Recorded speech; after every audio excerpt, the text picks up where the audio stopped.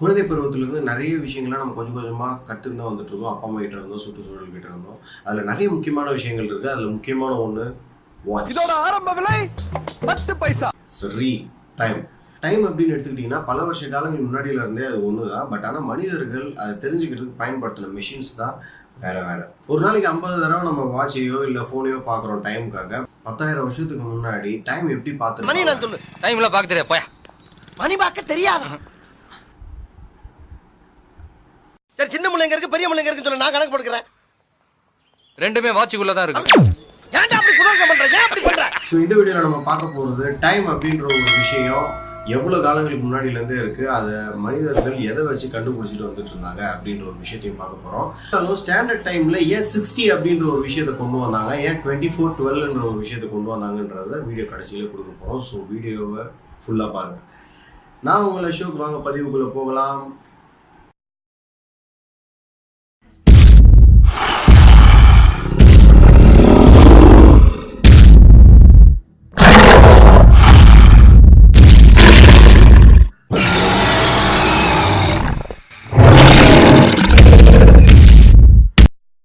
இந்த வீக்ல இருந்து இது ஒரு சீரீஸா கொடுக்கலான்னு பாக்குறேன். இந்த சீரீஸோட பேரு எல்லாம் நம்புற மாதிரியாங்க இருக்குது.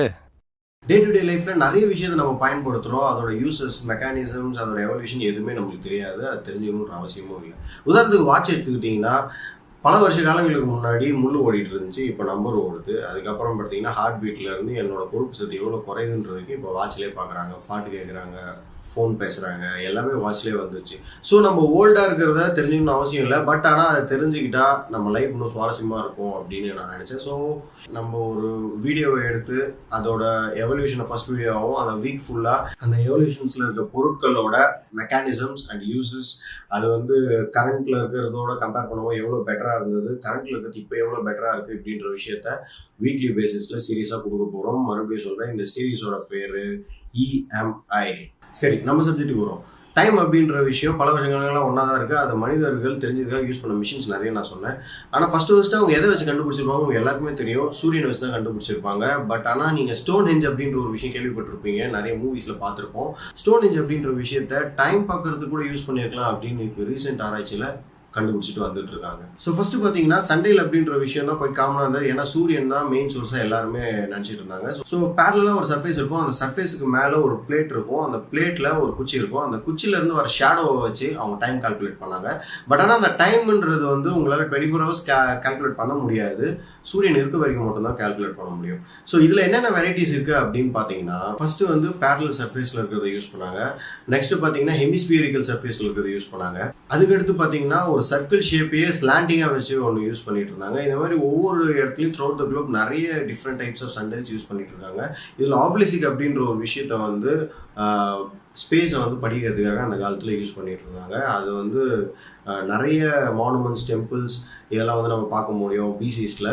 ஃபைனலாக ஈஜிப்தியன்ஸால் யூஸ் பண்ணது பிரபலமாக பேசப்படுறது அது என்னன்னு பார்த்தீங்கன்னா, ஒரு டி ஷேப்பில் இருக்கும். அந்த டி ஷேப்பில் இருக்கிறதுல ஈஸ்ட் ஃபேஸ் பண்ணி ஃபஸ்ட்டு அது இருக்கும். ஸோ ஈஸ்ட் ஃபேஸ் பண்ணி சூரியன் ரைஸ் ஆகும்பொழுது அந்த சைட்லேருந்து வர ஷேடோஸ் வந்து கொஞ்சம் கொஞ்சமாக குறைஞ்சிட்டே வந்துட்டு இருக்கும். ஸோ குறைஞ்சிக்கிட்டே வர்றதுனால அது ஒரு சர்டைன் மார்க்ஸ் வச்சுருப்பாங்க. அந்த டைமில் அவங்க 1 hour 2 hour அப்படின்லாம் கிடையாது, குறிப்பிட்ட டைமிங் தான். இப்போ வந்து இன்னையிலேருந்து இவ்வளோ நேரத்துக்கு அப்புறம் வந்து சூரியன் மறையுது அப்படின்னா அது வந்து 6ஆக டிவைட் பண்ணிடுவாங்க.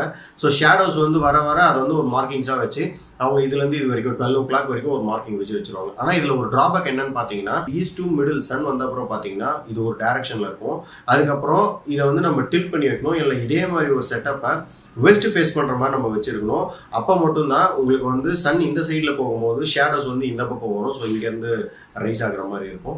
ஸோ இது ஒரு பெரிய ட்ராபேக்காக இருந்தது. செகண்டு, வாட்டர் கிளாக்ஸ் அப்படின்றதான் போய் காமனாக இருந்தது. ஈவன் ஈஜிப்தியன் ஸ்கிரிப்ட்ஸில் கூட இதை பற்றி நிறைய சொல்லியிருக்காங்க. வாட்டர் கிளாக்ஸ் அப்படின்னு எடுத்துக்கிட்டிங்கன்னா ஃபஸ்ட்டு எப்படி இருந்ததுன்னா, ஒரு பாட் இருக்கும், அந்த பாட்டில் வந்து தண்ணி வந்து லீக் ஆகிட்டே இருக்கும். அந்த லீக் ஆகிற தண்ணியை இன்னொரு பாட்டில் பிடிச்சிட்டு வருவாங்க. ஸோ இந்த பாட்டு உள்ளேயும் மார்க்கிங்ஸ் இருக்கும். இந்த கண்டெய்னரை வந்து தண்ணி பிடிக்கிறதுல அதுலேயும் ஒரு மார்க்கிங் இருக்கும். ஸோ ரெண்டுத்தை வச்சு டைம் கால்குலேட் பண்ணாங்க. இதில் நம்ம நோட் பண்ண வேண்டிய விஷயம், அந்த காலத்தில் வந்து டைம்ன்றது அக்யூரேட்டாக கிடையாது. குறிப்பிட்ட நேரம் தான், இதுலேருந்து இவ்வளோ தண்ணி குறைஞ்சா இவ்வளோ டைம், இதுலேருந்து இவ்வளோ தண்ணி குறைஞ்சா இவ்வளோ டைம்ன்றது மட்டும் தான் தெரியும். அது 1 hour 2 hour அப்படின்றது அவங்க கால்குலேட் பண்ணல. செகண்ட், பிளாட்டோ அவர்களோட காலத்தில் பார்த்தீங்கன்னா ஃபஸ்ட்டு ஒரு அலாரம் கிளாக் மாதிரி ஒன்று ரெடி பண்ணுறாங்க. அலாரம் கிளாக்னா ரொம்ப பெருசுலாம் கிடையாது. சின்ன வயசில் நிறைய பேர் ட்ரை பண்ணியிருப்போம். அதே மாதிரி தான் ஒரு பவுல் இருக்கும், பவுலில் கொஞ்சம் தண்ணி ஊற்றுற மாதிரி இருக்கும். ஸோ தண்ணி கொஞ்சம் கொஞ்சமாக ரைஸ் ஆக அது மேலே ஃப்ளோட்டிங் ஆகிற ஒரு ஆப்ஜெக்ட்டில் ஏதாவது ஒரு மெட்டல் பீசஸ் வச்சிருப்பாங்க. ஸோ தண்ணி ரைஸ் ஆக மேலே வந்த உடனே அது ஓவர்ஃப்ளோ ஆகும்போது ஸ்லாண்டிங்காக இருக்கிறதுனால வெளியே வந்து விழுந்துடும். ஸோ அது இன்னொரு கண்டெய்னரில் எம்டி கண்டெய்னர் வச்சுருந்தா அது விழுற சவுண்ட் வச்சு அவங்க எழுந்தாங்க. ஸோ இது வந்து அலாரம் கிளாக் மாதிரி யூஸ் பண்ணாங்க. ஸோ வாட்டர் டைலில் என்ன பெரிய ப்ராப்ளம் அப்படின்னு பார்த்தீங்கன்னா, நம்ம சின்ன வயசில் படித்த மாதிரி அதிகமாக இருக்கும் போது ப்ரெஷர் லெவல் ரொம்ப அதிகமாக இருக்கும். குறைய ப்ரெஷர் லெவல் ரொம்ப குறையும். ஸோ நம்ம வந்து டைம் கால்குலேட் பண்ணும்போது ஃபர்ஸ்ட்லேருந்து வரும்போது உங்களுக்கு நிறைய ஸ்பேஸும், கீழே இருந்து வரும்போது கம்மியான ஸ்பேஸும் தான் உங்களுக்கு அந்த டைம் பீயிங்ஸில் இருக்கும். ஸோ இது வந்து ஒரு பெரிய ட்ராபேக்காக அவங்க உணர்ந்ததுனால அவங்க என்ன பண்ணாங்கன்னு பார்த்தீங்கன்னா, ஒரு வி ஷேப்பில் இருக்கிற ஒரு கண்டெய்னர் உருவாக்குனாங்க. ஸோ வி ஷேப்பில் இருக்கிற கண்டெய்னரில் டுவர்ட்ஸ் சென்டரில் தான் வந்து கிராவிட்டி இருக்கும். அதனால அதில் கொஞ்சம் அக்யூரசி அதை விட இதில் கொஞ்சம் அதிகமாக இருந்தது.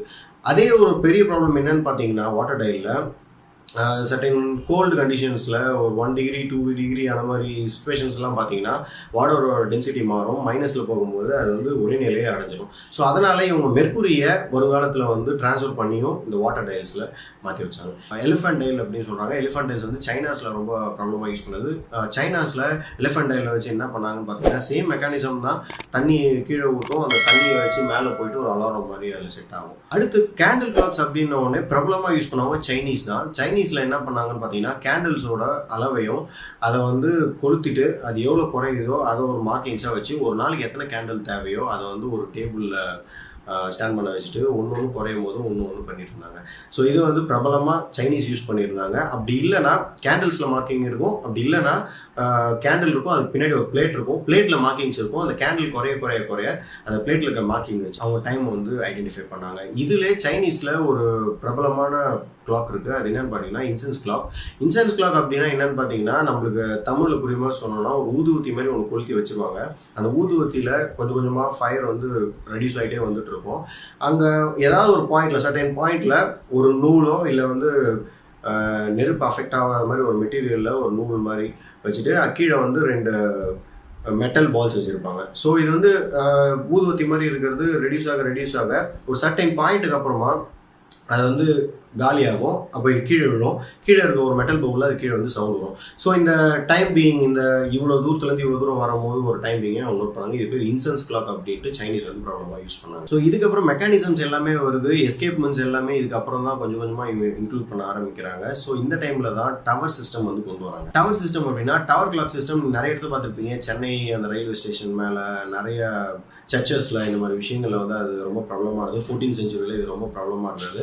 இதில் வந்து ஒரு வெயிட்டை வச்சு அதுலேருந்து நம்ம ஸ்ட்ரிங் மூலயமா அதை ட்ரிவன் பண்ணி அதுக்கு நம்ம சோர்ஸ் கொடுத்து அதை ரன் பண்ண வச்சுருந்தாங்க டவர் சிஸ்டம் அப்படின்றது. இது வந்து ஸ்ட்ரிங் மெக்கானிசம் அப்படின்னு சொல்லுவாங்க.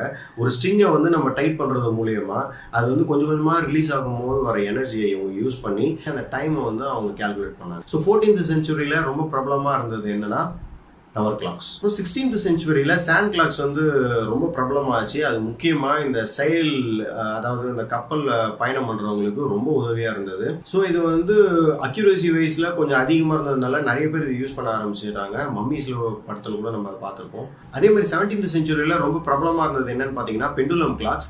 பெண்டுலம் கிளாக்ஸ் அப்படின்றது எதை வந்து டேக் ஓவர் பண்ணி வந்துச்சு அப்படின்னு பார்த்தீங்கன்னா, முன்னாடி ஒரு ஸ்ட்ரிங் சொன்னோம் இல்லையா, ஸ்ட்ரிங்கை வந்து ட்ரைட் பண்ணுறது மூலயமா நம்ம கீழே வச்சு கூட சுற்றிருப்போம். ஸோ கீழே வச்சு சுற்றும் போது அந்த ஸ்ட்ரிங் வந்து ரொம்ப டைட் ஆகும். அந்த ஸ்ட்ரிங் ரொம்ப டைட் ஆனதுனால அது ரிலீஸ் ஆகும்போது வர எனர்ஜி அவங்க யூஸ் பண்ணாங்க. ஸோ பெண்டுலம் அப்படின்ற விஷயம் 17th century கொஞ்சம் கொஞ்சமாக டெவலப் ஆகிட்டு வர, ஸோ பெண்டுலம் சிஸ்டத்தை இதில் இன்க்ளூட் பண்ணலாம் அப்படின்ற ஒரு விஷயத்தை கண்டுபிடிக்கிறாங்க.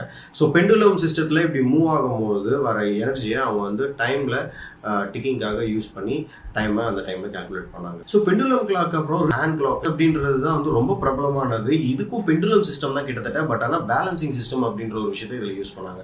என்ன அப்படின்னு பார்த்தீங்கன்னா, நம்ம சின்ன வயசில் விளையாடுனது தான் 3 ஸ்டிக் மாதிரி இருக்கும். ஒரு ஸ்டிக்கில் வந்து நம்ம வெயிட் வச்சோம்னா இந்த பக்கம் மூவ் ஆகும், இன்னொரு ஸ்டிக்கில் அது வெயிட் வச்சோம்னா இந்த பக்கம் மூவ் ஆகும். ஸோ இந்த ஸ்டிக்லேயும் இன்னொரு வெயிட் வச்சோம்னா இது பேரலாக இது மூவ் ஆகிறதுக்கு அது யூஸ் ஆகிட்டே இருக்கும். ஸோ இந்த சிஸ்டத்தை ஹேண்ட் கிளாக்கில் அவங்க வச்சு பெண்டுலம் மாதிரி இது மூவ் ஆகும்போது அதோட எனர்ஜியை கன்வெர்ட் பண்ணி ஹேண்ட் கிளாக்ல அவங்க யூஸ் பண்ணாங்க. ஸோ ஹேண்ட் கிளாக்ல மினிமம் எரர் என்னன்னு பார்த்தீங்கன்னா 15 மினிட்ஸ், ஒரு நாளைக்கு வந்து அது 15 மினிட்ஸ் எரர் காட்டும் அப்படின்றத வந்து அவங்க கண்டுபிடிச்சிருந்தாங்க. ஹேண்ட் கிளாக்ஸ்க்கு அப்புறமா 1904 ரிஸ்ட் வாட்சஸ் ரொம்ப பிரபலமானது. அது நிறைய இடத்துல எங்கே யூஸ் ஆச்சு அப்படின்னு பார்த்தீங்கன்னா போர்க்காலங்களில் தான். ஏன்னா 1904 தான் நம்மளுக்கு வந்து வேர்ல்டு வார்ஸும் வந்து நிறைய பிரபலமாக தொடங்க போகிற டைமும் சரி, அது வந்து கொஞ்சம் கொஞ்சமாக ரைஸ் ஆன டைமும் சரி. ஸோ அந்த டைமில் அந்த ரிஸ்ட் வாட்சஸ் அப்படின்றது ரொம்ப பிரபலமாகவே யூஸ் பண்ணப்பட்டது நிறைய சோல்ஜர்ஸ்னால, முக்கியமாக யூரோப்பியன் சோல்ஜர்ஸ்னால, ஜெர்மன் சோல்ஜர்ஸ்னால. ஸோ பாக்கெட் வாட்ச்லேருந்து ரிஸ்ட் வாட்சுக்கு எல்லாமே மாற ஆரம்பிச்சாங்க. ரிஸ்ட் வாட்சில் ஃபஸ்ட்டு சேம் மெக்கானிசம் தான் யூஸ் பண்ணாங்க. அந்த பேலன்சிங் சிஸ்டம் வச்சு தான் யூஸ் பண்ணியிருந்தாங்க. 1930s குவாட்ஸ் அப்படின்ற ஒரு விஷயம் வந்து வாட்சஸில் யூஸ் பண்ணலாம் அப்படின்ட்டு சில பேர் கண்டுபிடிக்கிறாங்க. என்ன அப்படின்னு பார்த்தீங்கன்னா, சர்டைன் அமௌண்ட் ஆஃப் எனர்ஜியை குவாட்ஸ் கிறிஸ்டலில் செலுத்தும் போது அதுலேருந்து ஒரு ஃப்ரீக்வன்சியும் வைப்ரேஷன்ஸையும் சில சர்க்கியூட் மூலியமாக கால்குலேட் பண்ணி டைமை வந்து மூவ் பண்ணுறதுக்கு யூஸ் பண்ணாங்க. அதோட எரர் வந்து 15 to 20 செகண்ட்ஸ் தான் ஒரு நாளைக்கே 15 to 20 செகண்ட்ஸ் தான் அதோட எரரு. பட் ஆனால் அதையும் வந்து இப்போ ஓவர் கம் பண்ணுற மாதிரி நிறைய வாட்சில் வந்து மெக்கானிசம்ஸ் கொண்டு வந்துட்டாங்க. ஸோ நம்மளோட லிஸ்ட்டில் டாப்பில் இருக்கிறது அட்டாமிக் கிளாக்ஸ். இதான் ஃபைனலாக இப்போ யூஸ் பண்ணிட்டு இருக்காங்க. டைம் இருக்கிறதுலே ரொம்ப அக்யூரசி. பல மில்லியன் இயர்ஸ்க்கு ஒரு செகண்ட் தான் வந்து இது எரர் வரும்னு சொல்கிறாங்க. அவ்வளோ அக்யூரேட்டானது. இது வந்து சீசியம் அப்படின்ற விஷயத்த நம்ம கேள்விப்பட்டிருப்போம். அதே தான் சீசியம் அப்படின்ற விஷயத்துலேருந்து வர ஃப்ரீக்வன்சியை யூஸ் பண்ணி இந்த டைமை கால்குலேட் பண்ணுறாங்க. அதே மாதிரி ஏன் 60-12 அப்படின்ற விஷயத்தை யூஸ் பண்ணுறோம் அப்படின்னா, ஒரே ஒரு கையில் நம்மளுக்கு வந்து 4 விரலில் 3 மார்க்கிங்ஸ் இருக்குது. அந்த 3 மார்க்கிங்ஸில் ஒவ்வொன்றும் கவுண்ட் பண்ணோம்னா 4 3s are 12 வருது. ஸோ 12 இருக்குது. இன்னொரு ஹேண்டில் பார்த்தீங்கன்னா நீங்கள் வந்து ஒவ்வொரு 12 ஹேண்டுக்கும் ஒரு ஃபிங்கர்ஸ் நீங்கள் கவுண்ட் பண்ணிங்கன்னா டோட்டலாக வந்து உங்களுக்கு 60 வரும். அதை வச்சு அவங்க பேஸ் வேல்யூ 60 நோட் பண்ணாங்களா கேட்டாங்கன்னா அப்படி கண்டிப்பாக கிடையாது. அதுக்கு இன்னொரு ரீசனும் இருக்குது. என்னன்னு பார்த்தீங்கன்னா 1லேருந்து 6 வரைக்கும் நம்பர்ஸில் லீஸ்ட்டு டிவைசபிள் நம்பர் வந்து 60 தான், without leaving any reminders. So அதுவும் ஒரு மெயின் ரீசன் அவங்க கால்குலேஷன் போகிறதுக்கு ஈஸியாக இருந்தது. ஸோ 60 அவங்க யூஸ் பண்ணாங்க. அதே மாதிரி வாட்டர் கிளாக்ஸில் ஈஜிப்தியன்ஸால் பிரபலமாக யூஸ் பண்ணதில் ஒன்று என்னன்னு பார்த்தீங்கன்னா, ஒரு பவுலில் அடியில் ஒரு சின்ன ஹோல் இருக்கும். அந்த பவுலை ஒரு கண்டெய்னர் உள்ளே வைப்பாங்க. ஸோ தண்ணி வந்து கொஞ்சம் கொஞ்சமாக உள்ளே ரைஸ் ஆகிட்டே வரும். அந்த பவுல் உள்ள இருக்க மார்க்கிங்கை வச்சும் டைமிங் வந்து அவங்க கால்குலேட் பண்ணாங்க. ஸோ இப்போ நம்ம கிட்டத்தட்ட 12 டைப்ஸ் ஆஃப் வாட்சஸ் நம்ம பார்த்துருக்கோம். 12 டைப்ஸ் ஸ்டோன் ஹெஞ்சில் இருந்து நம்ம வந்து அட்டாமிக் கிளாக் வரைக்கும் எல்லாத்தையும் நம்ம பார்த்துருக்கோம். இதோட டீடைல் வீடியோஸ் இந்த வீக்கே உங்களுக்கு அப்லோட் பண்ணப்படும். உதாரணத்துக்கு சாண்டைல் அப்படின்றது ஒரு வீடியோவில் அப்லோட் பண்ணப்படும். சாண்டைலில் என்னென்ன விஷயங்கள் இருக்கோ எல்லாமே தெளிவாக அதோட மெக்கானிசம் எந்த இயரில் கண்டுபிடிச்சாங்க, யார் கண்டுபிடிச்சாங்கன்ற டீட்டெயில்ஸ் முதல் கொண்டு அதில் இருக்கும். இந்த வீடியோ உங்களுக்கு பயனுள்ளதாக இருக்கும் நான் நம்புகிறேன். கண்டிப்பாக உங்களுக்கு பயனுள்ளதாக இருக்கும். Keep supporting. தேங்க்ஸ் ஃபார் வாட்சிங்.